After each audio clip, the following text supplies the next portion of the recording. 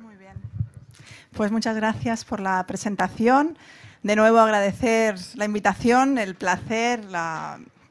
Me siento muy afortunada, la verdad, de estar en esta jornada, de haber venido desde tan lejos para esta jornada. Muy agradecida al Club Vélez, al Club Estudiantes. Y bueno, pues también agradecida de que me hayan dado la oportunidad pues, de volver a estar aquí encima del escenario, a esta segunda charla, que es un poquito más específica del trabajo que he realizado quizá en los últimos 10 años para aquí, digamos, ¿no? Quizá la charla de la mañana era más un poco transversal, más introductoria, que se puede aplicar a cualquier ámbito, y esta tarde es un poquito más específica de lo que me he especializado estos últimos 10 años, más en la creatividad motriz. Y que, bueno, pues que también se puede aplicar a cualquier deporte o cualquier práctica motriz. De hecho, estamos desarrollando tesis doctorales pues en danza, en fútbol, en deportes de implemento, en hockey y en bádminton. Quiere decir que se puede aplicar realmente a cualquier ámbito. Pásame la siguiente. Bueno, empiezo con esta persona que creo que es conocida en este país mucho más que en España, seguramente, por Jorge Drexler. Antes estaba firmando unos libros arriba y una mujer me ha dicho, ¿qué pinta Jorge Drexler aquí? Y un poco también es lo mismo, ¿no? ¿Qué pinta en esta presentación Jorge Drexler aquí? Bueno, pues pinta mucho porque para mí ha sido pues, una inspiración, un motor para mi creatividad. Digamos que me inspira y también me inspira tal y como explica sus procesos creativos, cómo compone sus canciones. Cuando escucho sus entrevistas, pues explica que la hoja en blanco, digamos que es un abismo muy grande y que necesita de alguna manera algún límite que le ayude a crear, que este límite puede venir del azar, digamos, poner la radio y pararla a ver qué palabra sale y a partir de esa palabra componer algo, dejar caer los dedos en la guitarra y empezar a tocar y a ver dónde cae la mano y a ver si a partir de ahí puede emerger alguna cosa. Digamos que busca límites que le ayuden a crear. Además, también Jorge Drexler en sus canciones pues, se nota que está habituado a las teorías de la complejidad. Y de alguna manera eso pues, ya me llamó la atención. Y me llama la atención también que Jorge Drexler no es el único artista que considera los límites como algo importante para la creatividad. De ahí un poco el título, ¿no?, de esta charla, la paradoja de la creatividad. Generalmente la creatividad se asocia con la libertad absoluta. Pero vemos que los artistas, en cambio, desde siempre, han considerado que los límites pueden ayudarles a crear. Los músicos, ya Igor Stravinsky decía, cuanto más me limito, más me libero. Y de alguna manera esto pues pensamos que quizá podría también aplicarse al deporte, en un área que no se había hablado nunca, un poco de esta idea, de cómo los límites pueden favorecer la creatividad en el deporte. El deporte necesita la creatividad. ¿Creéis que es importante, que es un tema importante para el deporte? A mí me parece que sí, aquí están diciendo que sí, con la cabeza. Pasa atrás, que creo que me has saltado una diapo. Ahí. El deporte requiere diversidad. Requiere diversidad cuando estamos en un deporte que estás por ejemplo, en un entorno incierto, tipo pues, cualquier deporte en la naturaleza, por ejemplo. Requiere diversidad porque tienes que generar habilidades nuevas, por ejemplo, desde algunas que nadie ha hecho antes, ¿no? Digamos la creatividad histórica que se llama, o también habilidades que a lo mejor nunca habías hecho de frente a ese rival, ¿no? De alguna manera sorprenderles con habilidades nuevas. Y también porque queremos que en los deportes de oposición se hagan constantemente acciones inesperadas para el rival, que sean diversas, digamos, estas acciones. Digamos que nuestro ideal de deportista no debería ser el deportista repetitivo, rutinario, que va a ser previsible, sino que nuestro ideal de deportista va a ser alguien capaz de adaptarse a situaciones muy diversas, responder de forma inteligente. ¿Qué significa responder de forma inteligente en el deporte? En el deporte de cooperación y oposición, ¿qué significa ser inteligente? Os presento aquí un artículo del doctor Robert Rifstowski, un profesor con el que colaboramos constantemente, nuestro grupo de investigación, un artículo del doctor Robert Ristowski y de la doctora Natalia Balaguer, que ha hablado esta mañana, que presenta la teoría de la inteligencia cooperativa competitiva y que está muy ligada justamente a la creatividad, es decir, que el jugador inteligente necesita esta creatividad motriz. Esta teoría considera la inteligencia, como si dijéramos, en todas las escalas, es decir, desde la inteligencia corporal hasta la inteligencia de cómo te coordinas con el resto de tus compañeros, a cómo esta coordinación entre los compañeros se enfrenta al equipo contrario.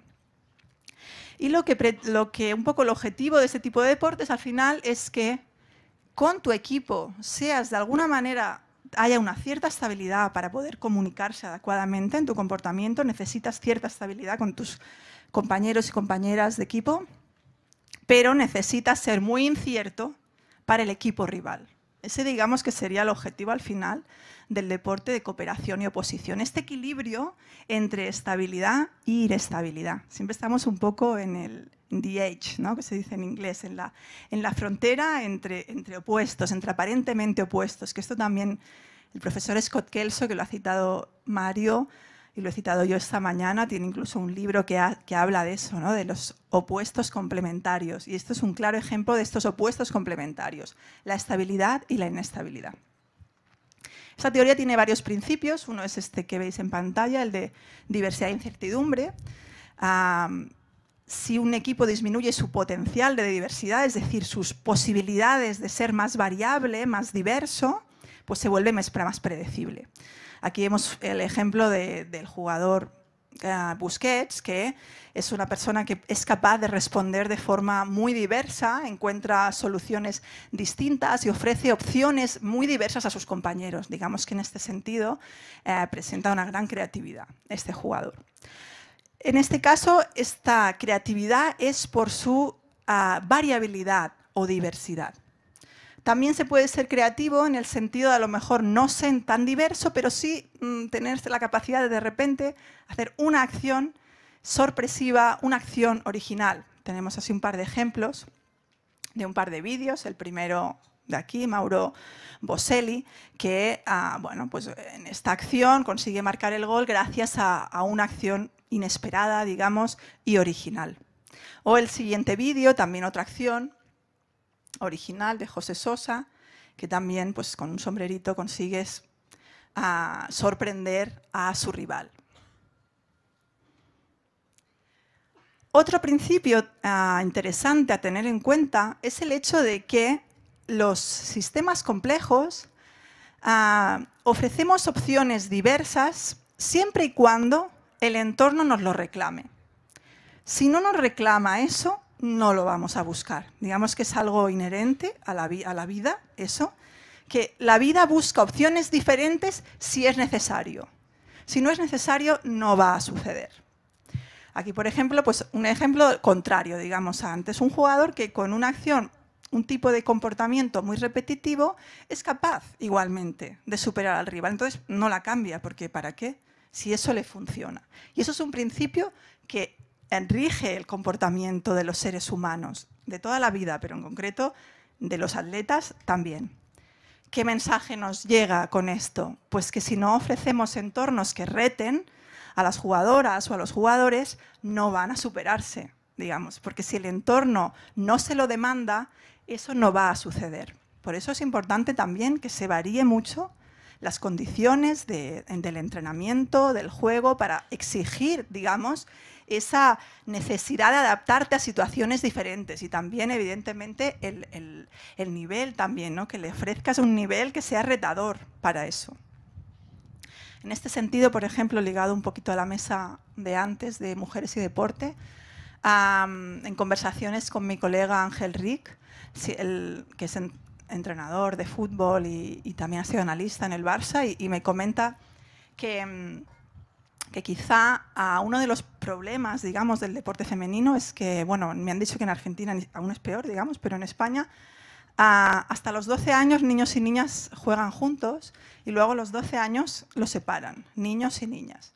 ¿Qué sucede? Que cuando niños y niñas juegan juntos, pues las niñas, hay muchas menos niñas, claro, porque el fútbol hay muchos más chicos, las niñas tienen pues, una competencia que les obliga a adaptarse a eso y el nivel es muy igualado, digamos, a esas edades.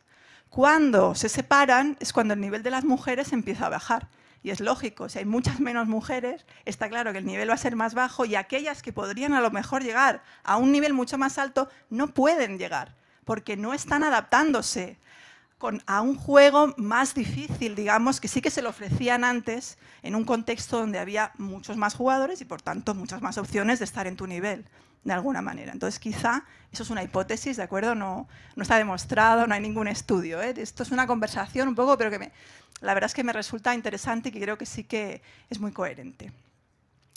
Y el otro principio es un poco este del aumentar el potencial de acción de los jugadores, en el sentido de disminuir las oportunidades de acción del oponente y aumentar las propias. Este vídeo forma parte de un estudio de Javier Fernández, de los analistas del Barça, que se presentó en el 2018, que analiza el espacio disponible de cada jugador. ¿De acuerdo? Entonces, bueno, pues se ve que aquel equipo, en este caso el Barça, que dispone de más espacio, sus jugadores, pues bueno, en este caso tenía una ventaja y conseguían marcar el gol o al menos conseguir tener oportunidad, digamos, de chutar a portería.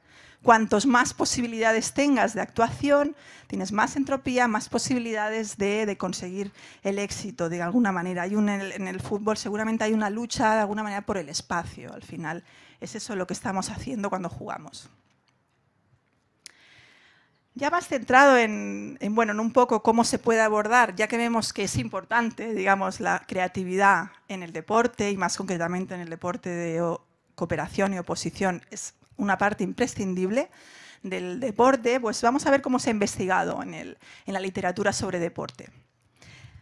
Generalmente, la creatividad se ha considerado un proceso mental, digamos, que como estamos acostumbrados un poco a pensar que la creatividad se da cuando tenemos tiempo de alguna manera a reflexionar y cuando se nos enciende la bombilla, esa imagen de que, de que es algo muy mental.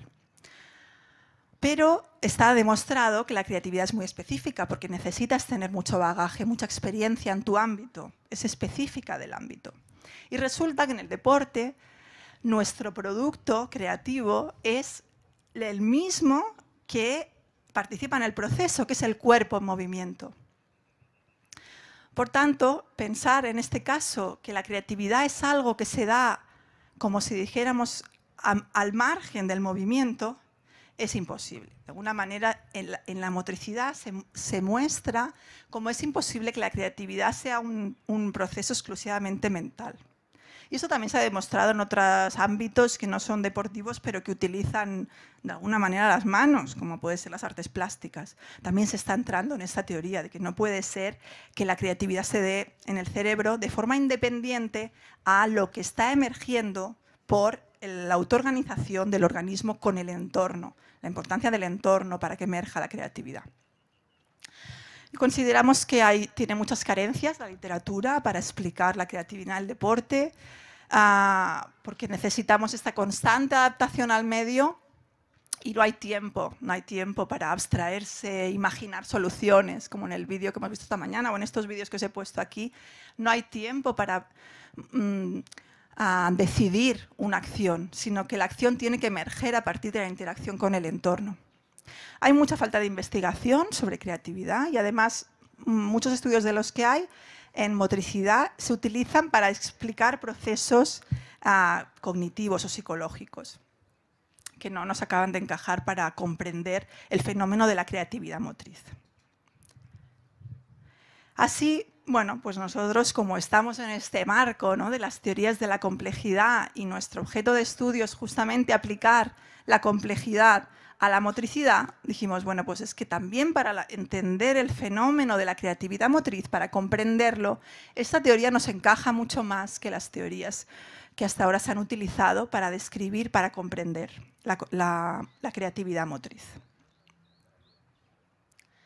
La creatividad en la literatura pues siempre se ha definido, como os he comentado, como una habilidad mental, como la habilidad del pensamiento, divergente y se habla incluso de las 4 fases del proceso creativo, a veces se habla de 5 fases. Una fase en la que preparas el entorno de alguna manera o te preparas tú para la creación, una fase de incubación donde vas generando ideas, una fase de iluminación donde escoges aquella idea que te funciona y una fase de verificación donde la pruebas y evalúas si te funciona.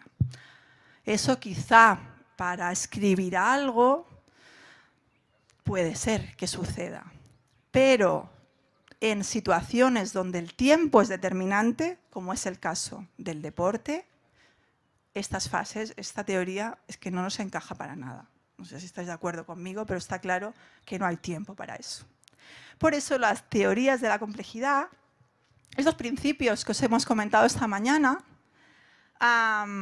pues nos hacen cuestionarnos si realmente la creatividad es un proceso estático que sucede mientras estamos sentados pensando, un proceso estable, individual, lineal, que cada vez tenemos más ideas hasta que encontramos la solución.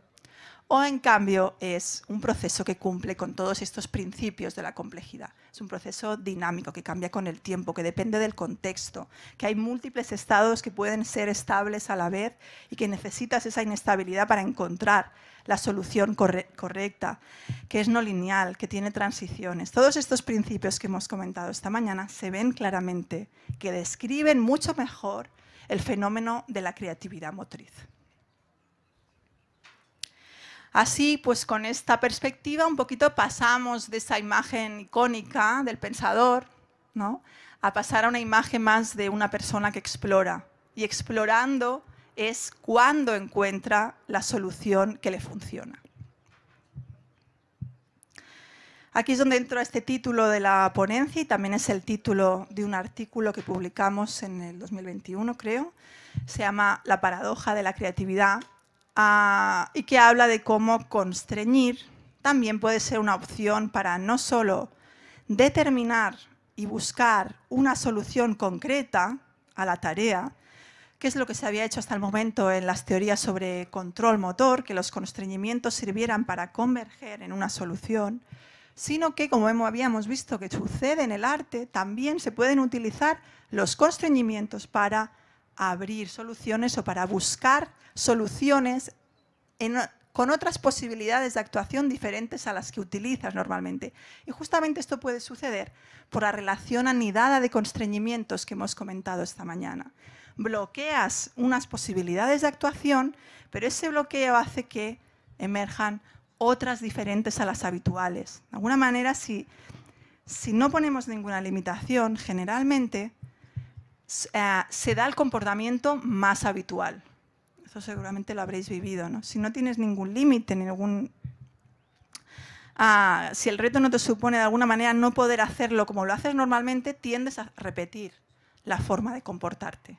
Entonces este puede ser un recurso, el hecho de buscar limitaciones o evitar que hagas algo que siempre haces para abrirte la posibilidad a nuevos comportamientos.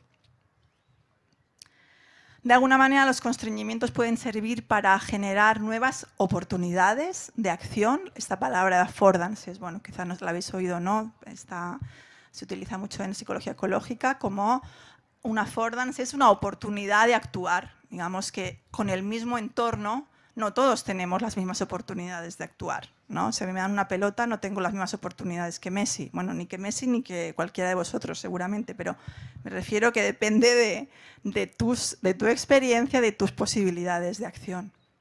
Pero a veces el poder, el utilizar constreñimientos te abre la puerta a nuevas oportunidades de actuar. Te facilita también que explores más por territorios desconocidos y a lo mejor que inventes o que reinventes nuevos comportamientos. Con nuestro comportamiento motriz estamos de alguna manera explorando y esa exploración puede generar una nueva oportunidad de acción y esa oportunidad va a transformar, digamos, todo el paisaje de posibilidades que tenemos. Se produce, digamos, una bifurcación. Esto se describe muy bien en la teoría de la complejidad cuando se cae una piedra de una montaña y el hecho de chocar con una piedra transforma, ¿no?, completamente el camino de esa piedra. Directamente es una bifurcación, cambia completamente, radicalmente el comportamiento. Y luego chocará con otra y eso transformará completamente el camino que parecía que iba a tomar esa piedra. Pues con el comportamiento motriz es lo mismo. Digamos que cada cosa que nos sucede nos transforma el paisaje de oportunidades que tenemos para actuar. Estos límites pues pueden ser, como ya hemos comentado, me ha gustado mucho que ha habido otros ponentes que han comentado esto que he comentado esta mañana y que ha comentado Natalia, de alguna manera de que los atletas también guíen su aprendizaje, ¿no? En el ejemplo de Bahía Basket lo han comentado. Pues bueno, estas limitaciones pueden ser directamente impuestas por el propio atleta, por la deportista, pueden ser impuestas por el entorno según donde estemos practicando, pueden ser impuestas por el equipo técnico, el guía, o como comentamos directamente por la práctica en sí, que va generando nuevos caminos, y todos estos factores interactúan constantemente. Esto, bueno, pues en el fútbol un poco lo mismo, ¿no? Pásalo, sí, si quieres, que es un poco repetir lo mismo. En el fútbol o en cualquier deporte colectivo, digamos que la creatividad está presente pues, en el juego, claramente, como hemos comentado, pero debería de estar presente pues, en los entrenamientos. Creo que es muy importante que los entrenamientos valoremos la creatividad. Acordaros de esta tesis que os he comentado esta mañana de James Vaughan, donde la cultura, los valores del club van a condicionar el comportamiento de nuestros jugadores durante muchos años, no solo un día en un partido, sino que eso va a influenciar durante muchos años, y el valor que se le ponga a la creatividad o al riesgo va a influenciar en ese comportamiento durante muchos años. Queremos futbolistas que compitan creativamente, que cumplan con estos principios que he comentado al principio de la charla. Queremos futbolistas creativos no solo en la pista, no solo en el campo, sino también en su vida de alguna manera. Y por eso este camino que decíamos de conocerse más, también que les ayude a crecer como personas, que creo que también es importante tenerlo muy en cuenta en los clubs, que estamos trabajando con personas y no solo con atletas. Y también, pues obviamente, técnicos, entrenadoras, entrenadores creativos que tengan en cuenta todos estos elementos y que también creo que les puede servir como crecimiento personal. Para mí sería muy duro, por ejemplo, tener un trabajo rutinario, que tuviera que repetir siempre un poco lo mismo, pero también, digamos, que un trabajo que aparentemente es creativo puede convertirse en rutinario. Ahora, eso no sucede si constantemente te retas, te pones tú limitaciones. Digamos, yo en mi caso, pues cuando puedo pues, preparar mis clases para mis alumnos, o cuando estoy creando productos coreográficos, que es un poco mi área más de especialidad, utilizo estas estrategias, ¿no? De imponerme de alguna manera ciertos límites que me ayuden a generar algo diferente a lo que había hecho hasta el momento. Una clase también es un producto creativo. Si aquí hay profesores de educación física, pues no despreciéis, digamos, lo que tenéis entre manos. Es algo súper creativo que estáis quizá ayudando a más gente que nadie, ¿no? De alguna manera, más que los que están en el deporte de alto rendimiento, y por tanto no despreciéis eso.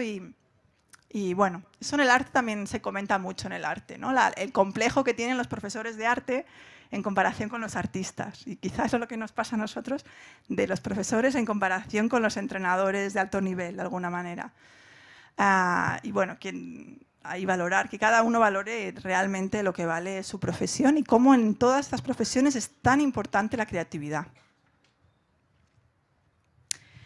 Les explico el primer estudio que hicimos sobre creatividad motriz, que no tiene nada que ver con el fútbol, pero que luego sacamos paralelismos. Era un estudio en danza, en una modalidad de danza que en Argentina está bastante desarrollada, a pesar de que sigue siendo minoritaria, que es el contact improvisation. Se trata de bailar improvisando siempre, no hay coreografía, siempre se improvisa, con contacto, y además siempre se busca que la danza parta de la fisicalidad. Es decir, que no parta de una emoción o de una estética. Es algo muy genuino del contact. Casi todas las danzas buscan una estética. El contact no busca estética, busca funcionalidad exclusivamente. Normalmente cuando bailas contact, pues bailas con las pelvis muy cerca del otro, porque es lo que facilita que se produzcan pues, situaciones más divertidas, digamos, de que te elevan o que tú elevas el cuerpo del compañero. Y como Los que bailamos contact pues es como un juego, nos lo tomamos como que vamos a jugar allí, como con los que jugáis a fútbol, un poco es la misma sensación.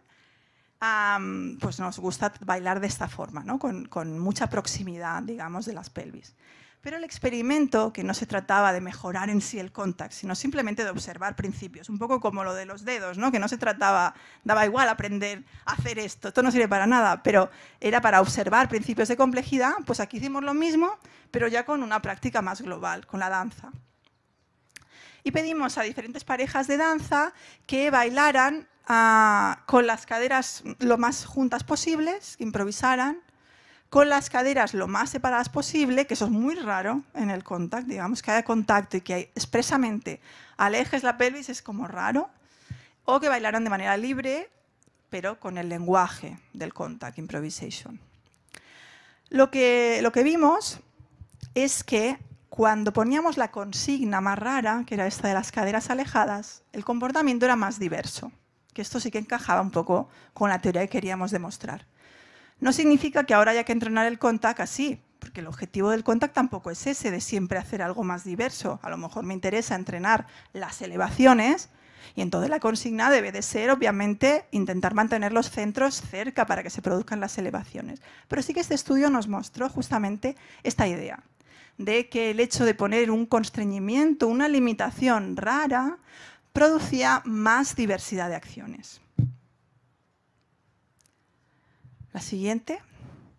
De alguna manera esto, pues, en el fútbol el paralelismo es que, por ejemplo, esta idea de la consigna de las pelvis separadas se podría ser el paralelismo con las instrucciones que me da el entrenador, de alguna manera, que interactúa, esa instrucción interactúa con lo que está sucediendo durante el juego. De alguna manera condiciona, por supuesto que condiciona la instrucción del entrenador, pero luego lo que emerge es una interacción entre las posibilidades que me ofrece el juego y la instrucción que se me ha dado. Así, pues bueno, como os he comentado, este fue el resultado principal. La siguiente. Y vemos esta U invertida, que si queréis que os diga la verdad, tampoco la hemos demostrado, pero bueno, ahora estaba hablando con un chaval muy majete que quiere hacer un estudio, que vamos a ver si podemos tener un estudio así que demuestre esta U invertida, porque lo intentamos con un estudio, pero era complicado, porque era con futbolistas de élite, entonces no nos permitían tanto rato, digamos, de entrenamiento como necesitábamos para tomar datos. Pero de alguna manera lo que creo es que el fenómeno de la creatividad y la relación con los límites tienen esta relación de U invertida. Es decir, la hoja en blanco no ayuda mucho a la creatividad. La libertad total no ayuda mucho a la creatividad. A medida que tienes algunos límites, ya en sí la práctica te da límites, ¿eh? Por ejemplo, el contact tiene unos límites claros, que es el lenguaje que se utiliza. El fútbol tiene unos límites claros, que es el reglamento, que no estás ahí con la pelota haciendo lo que te da la gana. Ya hay unos límites ahí, ¿no? Que te obligan a jugar de una determinada manera y te obligan a espabilarte más que si hubiera un libre albedrío del todo, ¿no? De jugar sin rayas, sin porterías y sin nada, digamos. Pero de alguna manera pasa esto, que cuanto al principio vamos poniendo limitaciones y eso nos ayuda a ser más creativos, pero si nos pasamos, pues eso empezaría a disminuir y empezaríamos a llegar a un comportamiento convergente o poco creativo que no nos interesa. Como otra vez en el funambulista, ¿no? Que está siempre en el punto de equilibrio entre un opuesto y otro, ¿no? La libertad y la limitación. Aquí, bueno, he puesto simplemente, la diapo anterior es simplemente hacer referencia al contraste, ¿no? De la hoja en blanco con lo que nos ha pasado pues, en el confinamiento, que sí que decían, esto saldremos mejores y no sé qué, y el confinamiento seremos muy creativos, porque claro, porque no tenemos nada mejor que hacer y seremos creativos. Y bueno, la gente acaba medio tarada, pero más creativa no ha salido. Entonces, pues un poco esa idea, ¿no? Que si nos aprietan demasiado, pues ya no. Un poquito bien, un poquito bien. Si nos hubieran dejado una semanita en casa y luego ya, pues oye, a lo mejor en aquella semanita hubiéramos estado inspirados. Pero ya la tercera decías, bueno, ya está. Bueno, otro concepto importante para la creatividad, digamos que es este concepto del flow, de la escucha, de estar en el presente, que ha salido un poquito esta mañana. He puesto esta imagen de tango porque, bueno, pues porque estoy en Argentina, porque también me gusta bailar tango, me lo pasa muy bien en las milongas, esta semana pasada, la verdad. Pero el tango tiene esta cosa, ¿no?, de ser tan importante la escucha, el estar en el presente, porque el tango y el contact, los dos dependen mucho de eso, de estar en el, o sea, bailar bien en tango y en contact es estar en el flow, eso es lo que es bailar bien. El flow se define como el estado óptimo en el que estás completamente absorto en la tarea que estás realizando. De alguna manera no eres muy consciente de si piensas o no, porque estás justamente en ese estado de escucha. Para llegar a este estado, pues tienes que practicar tareas, parece ser. Las investigaciones dicen que tienes que estar en una práctica que tenga una alta motivación intrínseca. En mi caso, pues, bailar, por ejemplo. En el caso de Messi, pues jugar al fútbol, ¿no? Cada uno tiene sus pasiones. Y tienes esta sensación de que no tienes noción del tiempo que ha pasado, hay una alta concentración. Y una cosa que se ve, por ejemplo, en este estudio que os cito, aquí en la diapositiva,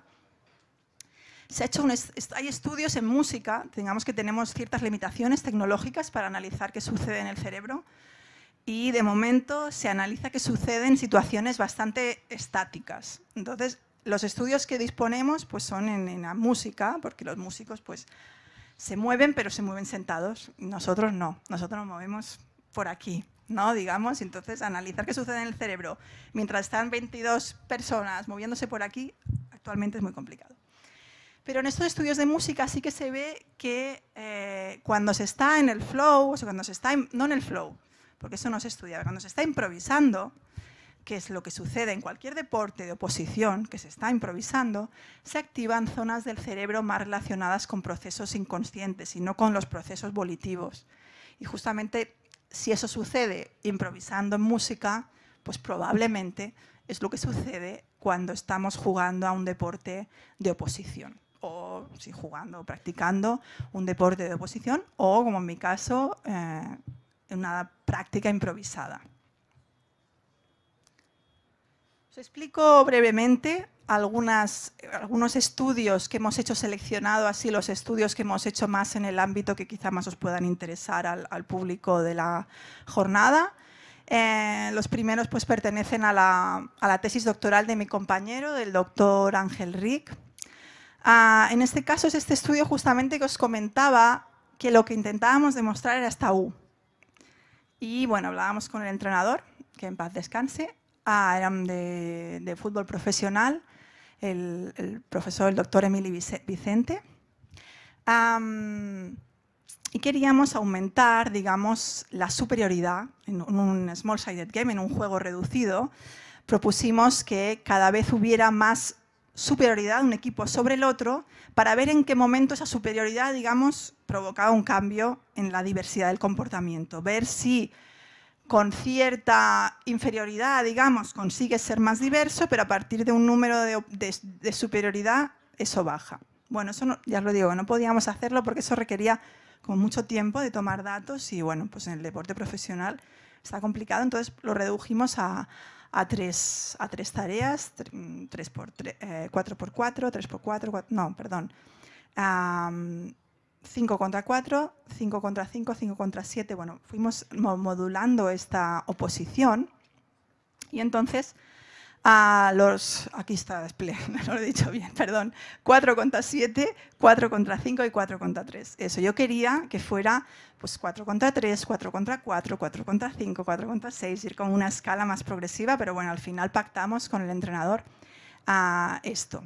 Lo que vimos que a nivel colectivo sí que parecía que no se producía un aumento de la diversidad cuando estabas en inferioridad, pero en cambio sí que se producía este aumento de la diversidad de comportamiento a nivel individual. Realmente no es lo mismo analizar qué sucede a nivel del jugador, su comportamiento motriz, sus acciones que podríamos llamar las acciones técnicas, aunque en realidad es simplemente una acción a otra escala, digamos, comparar la táctica y la técnica, al final la diferencia es en qué escala te estás fijando en el comportamiento, pero tanto una cosa como la otra cumplen los mismos principios. Vimos que a nivel individual sí que se producía un poco esto, que a medida que aumentábamos la inferioridad, el equipo que estaba en inferioridad sí que se comportaba, los jugadores de forma individual, más diverso, pero el equipo no, porque el equipo pues, adoptaba patrones muy defensivos de cerrarse para evitar el gol, de alguna manera. Este es el otro estudio donde se explica esta diferencia, el nivel de análisis. Siguiente. Aquí simplemente es la representación gráfica de esto que estamos comentando. Utilizamos este tipo de gráficos porque nos ayudan a comprender, por ejemplo, esto. Analizamos diferentes variables y vemos el paisaje potencial que se genera estas variables y vemos que cuanto más plano, digamos, este paisaje, es que hay menos estados que atraen al sistema. Hay menos estados estables. Y aquellos que tienen más profundidad en la cuenca son aquellos comportamientos que están más estabilizados, que atraen más al sistema. Y también vimos algo interesante que luego seguimos investigando, es que cuando empezaba la tarea había un aumento había una exploración de comportamientos, pero sí que al cabo de más o menos un minuto de tiempo ya empezaban a repetirse comportamientos. Entonces dijimos, pues vamos a probar qué sucede si hacemos una tarea en la que cada minuto les cambiamos las condiciones. Ya os digo, tampoco no es que esté dando consejos de cómo tenéis que organizar el entrenamiento. Estos son todos experimentos para comprobar si los principios de la complejidad realmente suceden en el juego y los podemos aprovechar para el entrenamiento. Y ese estudio pues, formó parte de la tesis doctoral del doctor Albert Cantón, también compañero del INEF de Lleida, igual que el doctor Ángel Ric. Y es justamente esto que os comentaba. Pasamos a la siguiente. Aquí se ve una representación gráfica de la tarea, un 4 contra 4, en el que están los jokers, o los comodines, que van entrando o saliendo cada minuto. Y aquí sí que vimos que realmente era una forma, digamos, de mantener que los jugadores o el equipo realmente mostrasen comportamientos más diversos durante los 5 minutos que duraba la tarea.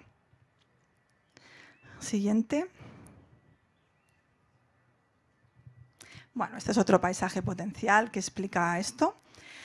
Otros estudios que hemos hecho, por ejemplo, ha sido probar qué sucede cuando variamos. Esta también formaba parte de la tesis doctoral del doctor Ángel Ric. Cuando variábamos el espacio de interacción y, por ejemplo, pues limitarles, ¿no? Limitar el espacio de juego en zonas. Pasa a la siguiente que se ve en las zonas. Y proponer a los jugadores que... este estudio fue ese que el entrenador me dijo, pero ¿cómo voy a estar una hora sin decir nada? Si me pagan para eso. Pues era en este estudio. Les pedíamos que jugaran libremente, que jugaran exclusivamente ocupando su zona, que no salieran a la zona de al lado o que podían utilizar la suya y la de al lado. En este caso vimos que a nivel espacial, este constreñimiento, digamos, no provocaba más diversidad de comportamientos, sino que al revés. A nivel espacial, al mismo nivel de lo que estás limitando, no ayuda. Pero si analizamos otro nivel, que es lo que sucede cuando limitas, te comportas diferente en otro nivel, pues el comportamiento motriz, ahí sí que con eso sí que puedes conseguir que esa limitación espacial haga que te busques la vida y responder de otra forma para conseguir superar al rival a pesar de no poder salir de tu espacio. Otros estudios que no son en fútbol, pero que me parecen interesantes comentar, forman parte de la tesis doctoral del doctor Enric Lacasa, también compañero del INEF de Lleida. Todos somos compañeros del grupo de investigación Sistemas Complejos y Deporte. Y este caso es un deporte que creo que aquí no es muy conocido, aquí creo que es mucho más conocido el hockey hierba, pero en Cataluña es muy importante el hockey patines. Y lo curioso es que en el deporte infantil no se modifica el espacio para competir. Entonces, los niños y las niñas compiten en el mismo espacio que los adultos, con las mismas medidas, las mismas porterías, y a veces, bueno, esto ya creo que no, creo que el stick casi todos lo utilizan más pequeño, pero hasta podría suceder que están ahí con los pobres, con la pelota más pesada y tal. ¿Cómo vamos? Vale. Dijimos, bueno, gracias también a la colaboración con un técnico, con Isidre Brufau, que está en la Federación de Hockey de Cataluña, pues él nos planteó esta necesidad de investigar qué sucedía si reducíamos el espacio de juego para estos niños. Incluso reducíamos el número de participantes.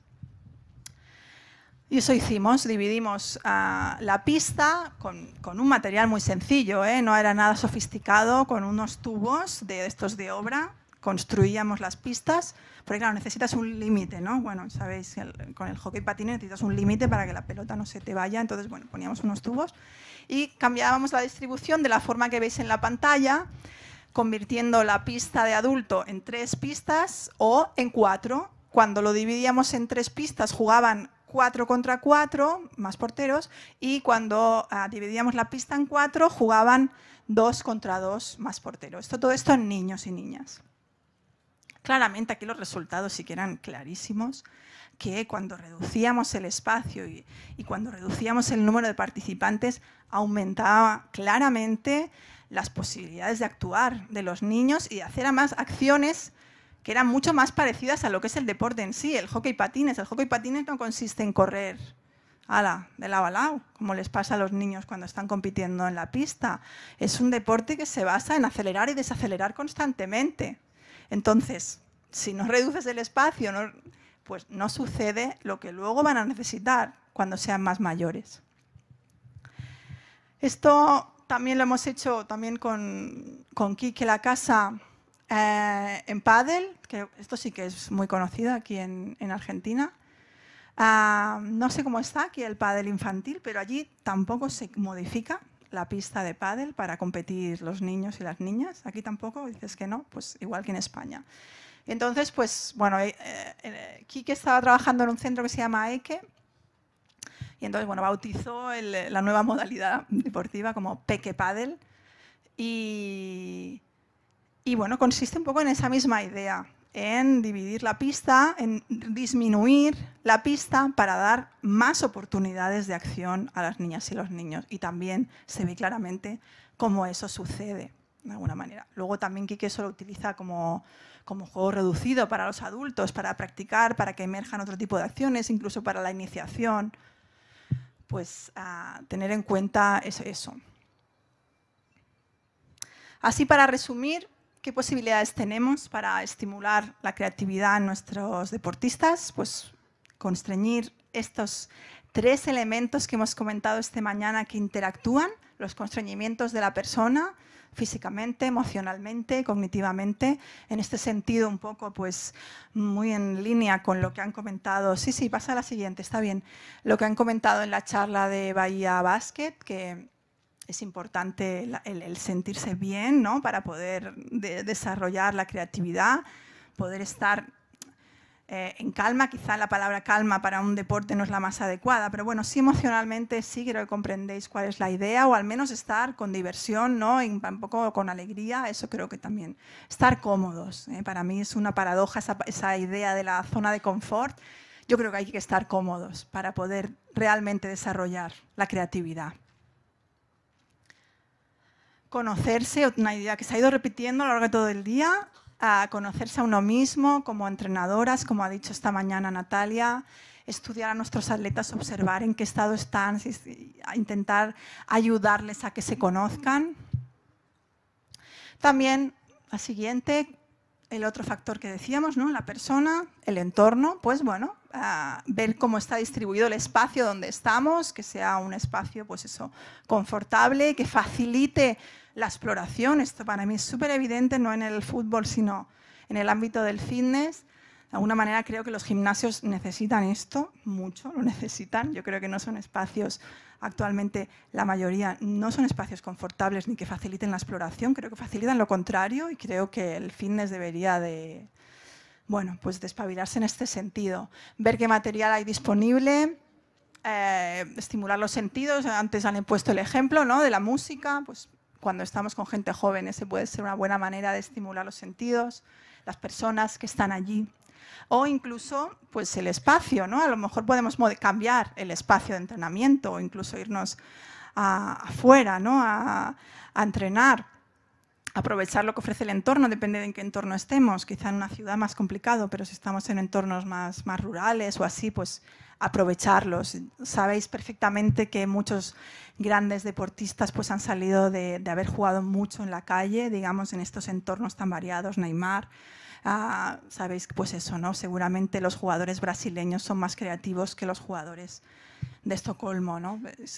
El entorno ayuda a eso. Y por último, constreñir las normas de la tarea, como estos ejemplos que os he mostrado en los estudios, o con los ejemplos que veremos a continuación de mi charla de Luis Martín, que veréis unos vídeos, que son ejemplos justamente de esto, de constreñir las normas de la tarea para facilitar que me dejar comportamientos diversos y podemos modificar el espacio, el material, las personas, limitar el tiempo, como habíamos hecho en este estudio, que cada minuto sucedía algo. Imaginar incluso condiciones, imagínate que estás perdiendo de uno, imagínate que lo que sea, ¿no? Buscar incluso temas, ¿no? Quizá eso en rendimiento es un poco friki de pensar, pero bueno, en niños y en niñas creo que sí que es fundamental pensar un tema de la sesión, por ejemplo, o en el ámbito educativo. Y estas ideas, ¿no? Que para modificar las instrucciones pues necesitamos conocer a quién queremos que cree, las características de la tarea y a qué escala temporal queremos actuar. Con esta idea de que si podemos actuar en cosas que actúan a una escala temporal muy larga, pues también aprovechemos e intentemos incidir ahí. Para acabar, pues un poco este consejo de que también, no solo a vuestros jugadores, sino como vosotros, como profesionales del deporte, inventéis a vuestras propias musas, que pueden estar en vuestro ámbito deportivo o fuera, como yo, que me he buscado a un cancionista, como Drexler le gusta definirse, pues fuera del ámbito, y seguramente me ha ayudado justamente más eso. Al salirme de mi hábito, al salirme de la caja, es cuando he podido encontrar otras formas que resuenen en ti, que os gusten. Pues si a mí me gusta la música, pues por ahí, tirar por ahí, sin complejos, y que exploréis, que no tengáis vergüenza. Ayer me decían la entrenadora de gimnasia que las niñas tenían vergüenza, pues no, les dije, ¿no? La vergüenza sobre todo os la quitáis, igual que os quitáis el chándal y lo dejáis en el vestuario, pues la vergüenza también. La dejamos en el vestuario y entramos a la pista sin ese componente. Y acabo, pues bueno, con esto, ¿no? He empezado con esta figura de Jorge Drexler y vuelvo a acabar con ella porque en el libro justamente intenté aplicar estas estrategias que os he comentado en la charla. Me busqué que, además, Jorge Drexler tiene una canción que se llama La trama y el desenlace, en la que habla justamente de cómo se sincronizan una pareja. Primero están asincrónicos en antifase, luego se sincronizan, igual que pasaba con los deditos. Y vi que dije, ostras, esta canción, qué bien me iría para explicar, con estas frases tan poéticas que él utiliza, qué bien me irían para explicar este experimento de una manera más agradable que de lo que normalmente tengo que escribirlo, ¿no? En los papers, en los artículos. Y entonces ahí me surgió la idea de decir, bueno, pues ¿por qué no? Esa puede ser mi musa, ese límite puede ser mi límite, que cada capítulo del libro esté basado en una canción de Jorge Drexler y que tenga que esconder todos los versos de la canción en cada capítulo. Y ahí, a ver, gracias a ese límite, tuve que buscar anécdotas que no tienen nada que ver con el deporte para poder esconder ese verso y que no se notara que estaba. Tuve que hablar de temas que ni se me hubieran ocurrido sacar en un libro sobre mi trabajo académico. Y ese límite, de alguna manera, me abrió posibilidades en vez de quitármelas. Así que muchas gracias por vuestra atención.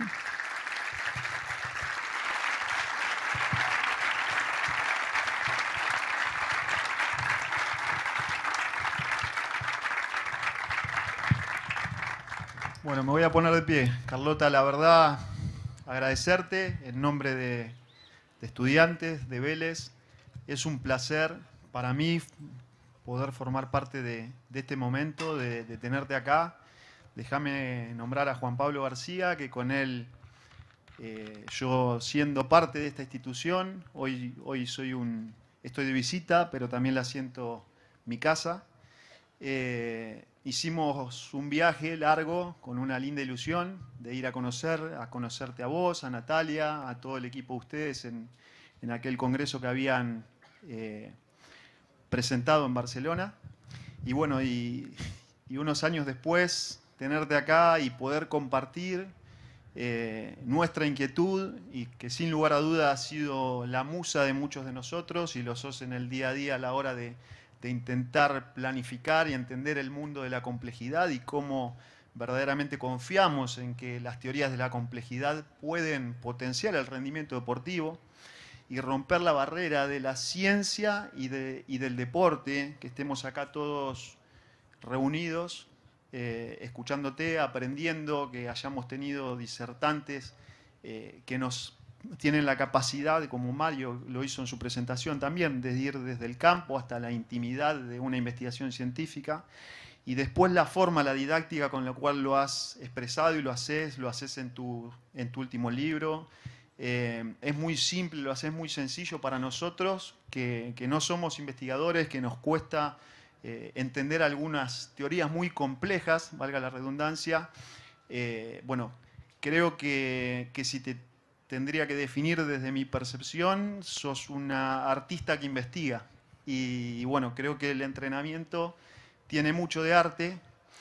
Y también siento que, y me pongo un poco filosófico y ya es lo último, que no es casualidad que sea acá en esta casa, en este club donde estudiantes tiene un mandato que implica la superación, y para superarnos necesitamos conocernos primero, poner en duda todos los conocimientos que tenemos y estar abiertos a poder construir, escuchando y creciendo en otras áreas que verdaderamente nos pueden potenciar y que quizás no están tan próximas o tan afines a lo que conocíamos al momento.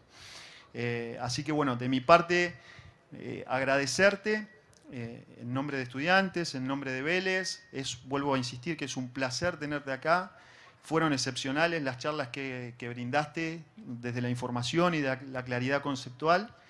Y bueno, por ahí sí, hacerte alguna pregunta. Es medio egoísta que me toque a mí, seguro debe haber un montón de inquietudes que ya te las van a hacer llegar.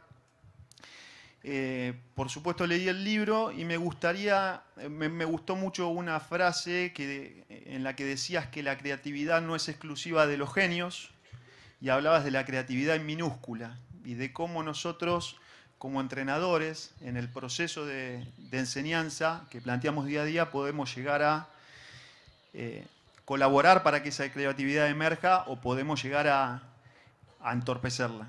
No sé si podés ampliar un poco sobre eso. Sí. Bueno, primero agradecerte la introducción que has hecho. Para mí la verdad es que el motivo, digamos, por el que investigamos el equipo es para eso, para que luego eso lo llevéis a la práctica. A veces nos dicen, ¿no? Y lo hemos comentado esto, ¿no? Bueno, pero la práctica. Bueno, es que nosotros somos investigadores y la práctica la tenéis que llevar vosotros, ¿no? Y ver a profesionales como vosotros, pues la verdad, es un orgullo que os hayáis inspirado en nuestro trabajo, y felicidad absoluta, la verdad.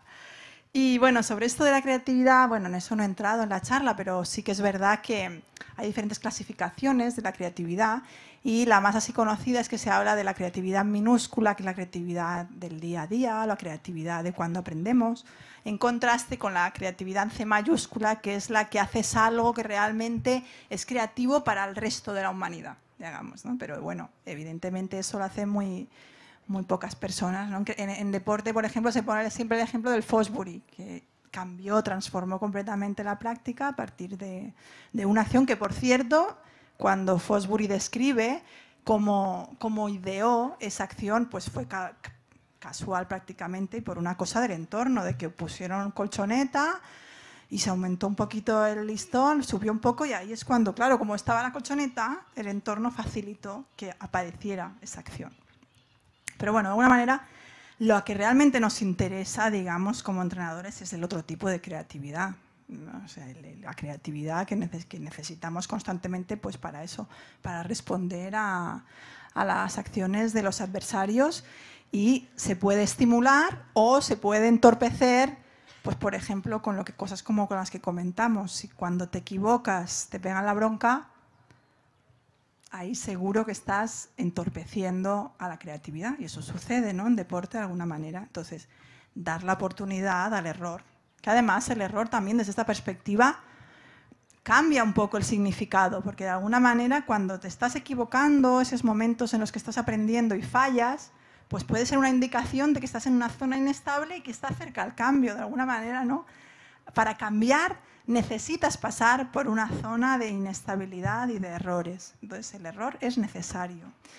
Y potenciar también un poco esa, que confíen, que pueden explorar, que lo pueden hacer. Bien.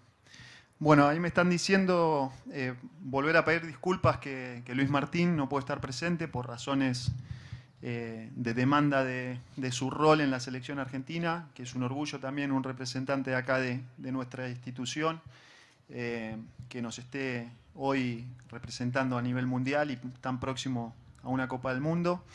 Pero bueno, nos dejó sus imágenes, su trabajo, como para poder verlo y quizás que surja algún disparador nuevo para aprovecharte. Okay.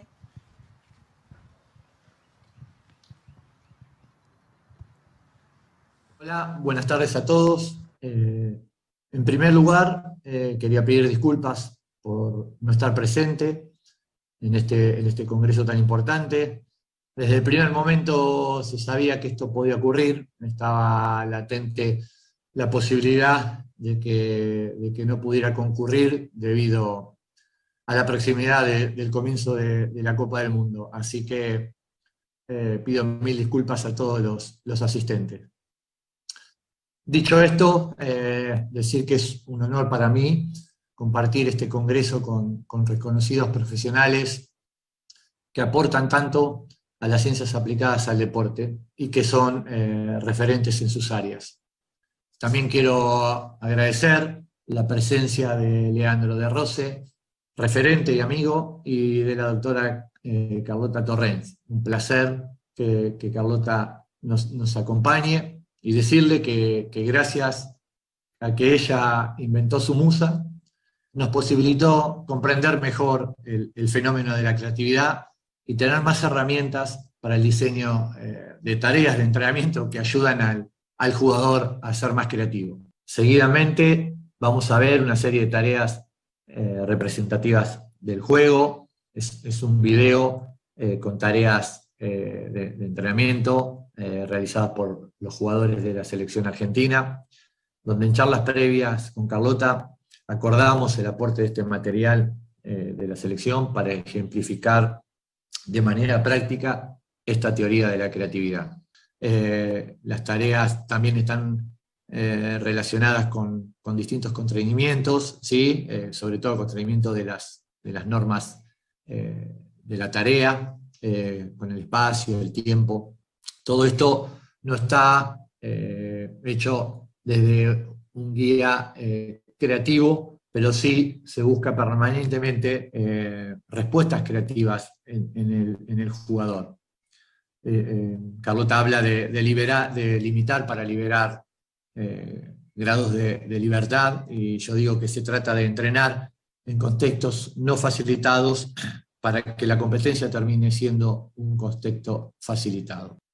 La primera actividad que tenemos en pantalla es el típico 4 versus 4 más 3, con dimensiones de 16 metros 50, que es el largo del área, por 15 metros, lo que denominamos cajón. Ahí te da aproximadamente una superficie de 22 metros cuadrados por jugador. Acá lo que buscamos son asociaciones de los jugadores en espacios reducidos ante la presión del rival, que una vez que exista la pérdida del balón haya una reacción, o sea, el cambio de chip de acción a reacción, ¿sí? Ante la pérdida.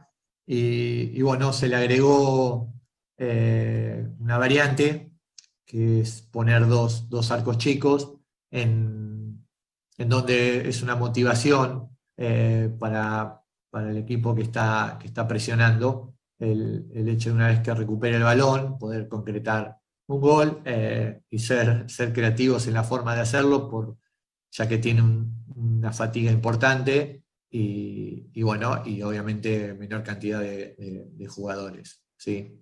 En la segunda actividad vemos una especie de reducido, con la cantidad de jugadores 9 versus 9, con un comodín para generar superioridad numérica para el que tiene el balón. Acá las distancias son más o menos 33 metros por 44, lo que da 75 metros cuadrados de superficie para ocupar por jugador. La intención acá era, se colocaron tres arcos chicos, obviamente el gol se puede hacer en cualquiera de los arcos. El fin principal era buscar una mejor manera de organización defensiva, ya que hay que defender tres porterías, ¿no? Y una toma de decisión por parte del equipo que ataca para dilucidar cuál es la mejor opción para concretar el objetivo.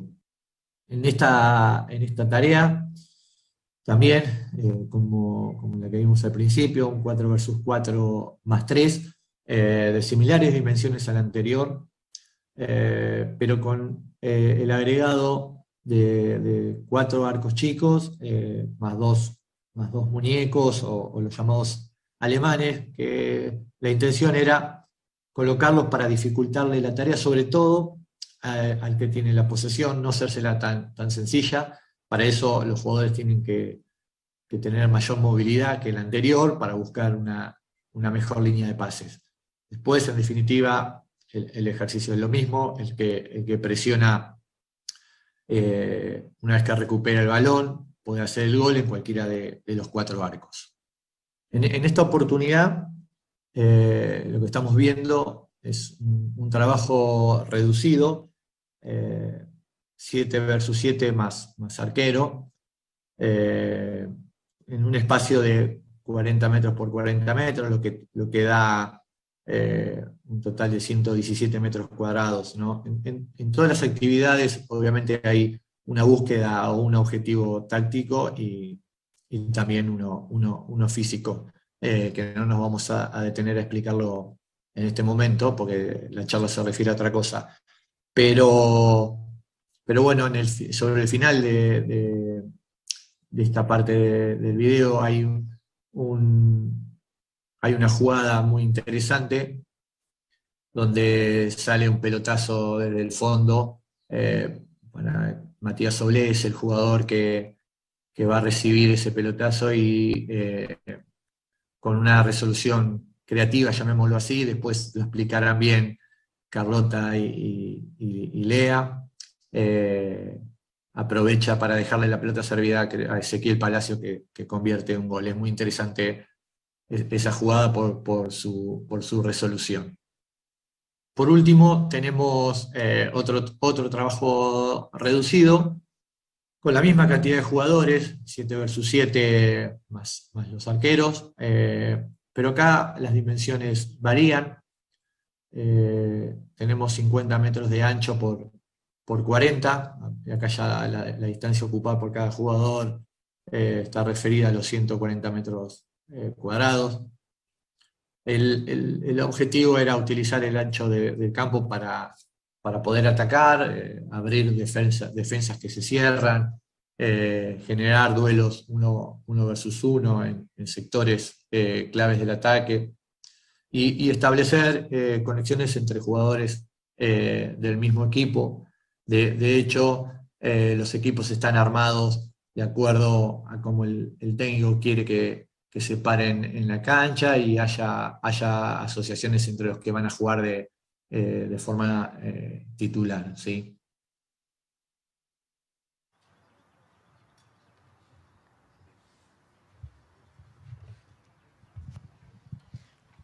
Bueno, nada, me parece que la dinámica de trabajo tiene un hilo o una búsqueda más allá de la variabilidad creo que vimos, incluso lo expresaba él, lo expresaba Luis, de similitud en algunos trabajos, pero buscando variabilidad.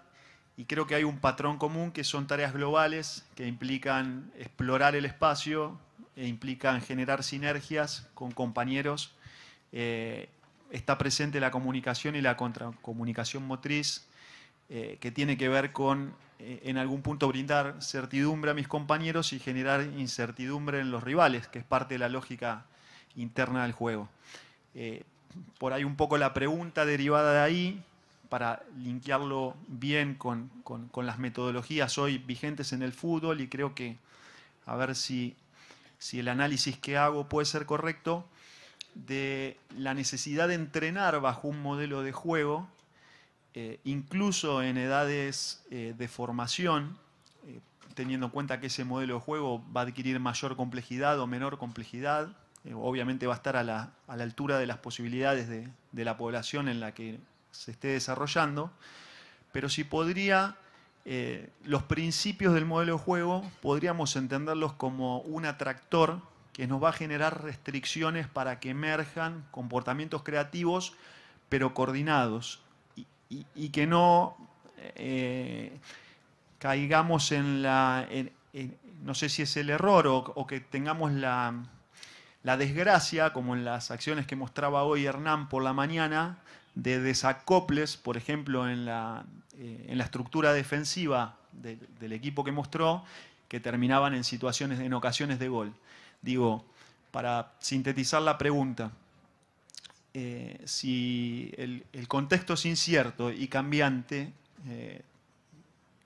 ¿deberíamos repetir situaciones cerradas y estructuradas o generar variabilidad y fomentar la capacidad de adaptarse del jugador? Ahora, esa variabilidad, en algún punto, para que emerja la creatividad de la que vos nos hablás, podría ser, si la reflexión, quiero saber si es correcta o no desde tu punto de vista, a partir de los principios del modelo de juego, como atractores que hagan que el comportamiento y que las sinergias sean funcionales al colectivo. A ver, en este tema yo creo que puedes responder tú mejor que yo, digamos, porque es algo ya como muy específico del ámbito. De todas maneras, por una parte sí que me genera dudas el hecho de no partir primero de ver qué comportamiento emerge, ¿no? Primero, y luego a partir de ahí orientar, digamos, como el experimento de esta mañana, ¿no? De los deditos, que se ve perfectamente en los experimentos que se hizo después, que para aprender la tarea, cuanto más se acerque tu movimiento espontáneo a lo que quieres aprender, se produce antes. Entonces, de entrada sí que me plantea esa duda de los modelos. Sigue mirando el vídeo y así he pensado en algo que no he dicho, que me he quedado así un poco como por decir, y quería aprovechar la oportunidad.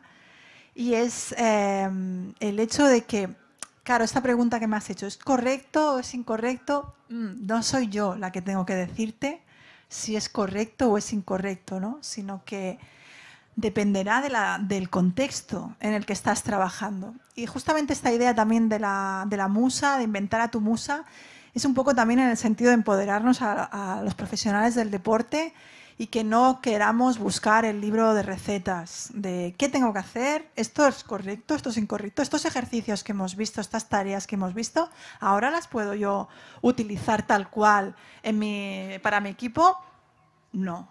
De alguna manera, no sé. Luis trabaja con su equipo, ¿no? Con un nivel, va a alto nivel, con un equipo en concreto. Entonces, no se trata, justamente lo que queremos transmitir es que no hay una solución correcta para todos, sino que depende del contexto. Puede ser eso que me has comentado, puede ser funcional para un equipo, en concreto con la interacción con ese entrenador, y eso funciona, y puede ser que no. Y que tengamos que buscar otra cosa. No te ancles tampoco en que tengo que hacer ese modelo de juego, ¿no? De alguna manera yo creo que hay que también flexibilizar eso. Pero eso es ya te digo, ¿no? Yo creo que eso ya es como muy específico, que sabes más tú que yo de eso. Pero bueno, desde fuera, eso es lo que yo creo que os puedo aportar. Que seamos realmente los chefs y no el pinche de cocina que hace lo que le manda el libro, lo que le manda el profe, lo que le manda el gurú de turno, sino que genera su propia metodología en función del contexto en el que está. ¿Puedo pedir un nuevo aplauso para Carlota, por favor?